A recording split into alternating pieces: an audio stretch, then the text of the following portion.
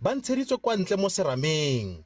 Seno ke maikutlo a baagi ba Kempton Park Village morago ga go ntshiwa mo magaeng a bona ka dikgoka.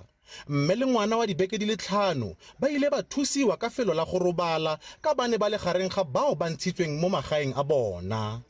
Ngwana wa kula re bua tse le mme ngwana ka gore sa le motswetsi ha ba phela hantle re bua tse tlameha re tsamaye re sepetlele. Mme wa ngwana o ne a utlwile botlhoko thata go ka tshwaela.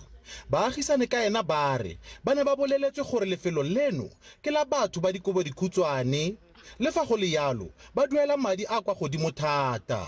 Ba supile setlamo sa sireletso se se thapilweng go ba fudusa jaaka batho ba dipelo dimpe.